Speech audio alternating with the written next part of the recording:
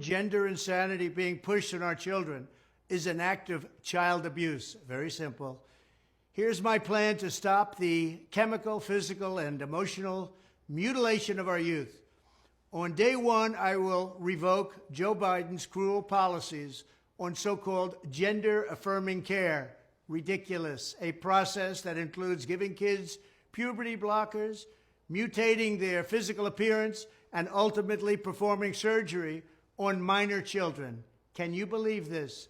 I will sign a new executive order instructing every federal agency to cease all programs that promote the concept of sex and gender transition at any age.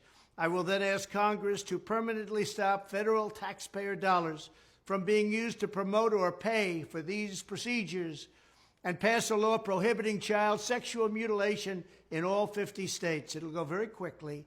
I will declare that any hospital or healthcare provider that participates in the chemical or physical mutilation of minor youth will no longer meet federal health and safety standards for Medicaid and Medicare and will be terminated from the program immediately. Furthermore, I will support the creation of a private right of action for victims to sue doctors who have unforgivably performed these procedures on minor children. The Department of Justice will investigate Big Pharma and the big hospital networks to determine whether they have deliberately covered up horrific long-term side effects of sex transitions in order to get rich at the expense of vulnerable patients, in this case, very vulnerable.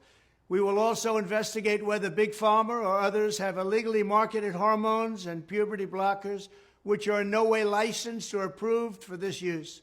My Department of Education will inform states and school districts that if any teacher or school official suggests to a child that they could be trapped in the wrong body, they will be faced with severe consequences, including potential civil rights violations for sex discrimination and the elimination of federal funding.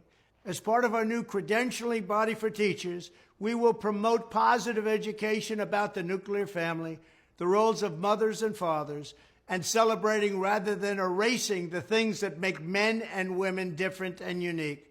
I will ask Congress to pass a bill establishing that the only genders recognized by the United States government are male and female, and they are assigned at birth.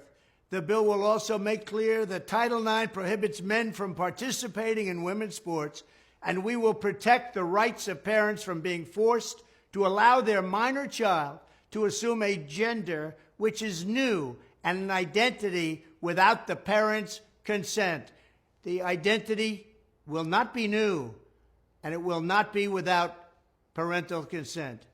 No serious country should be telling its children that they were born with the wrong gender, a concept that was never heard of in all of human history. Nobody's ever heard of this, what's happening today. It was all when the radical left invented it just a few years ago. Under my leadership, this madness will end. Thank you very much.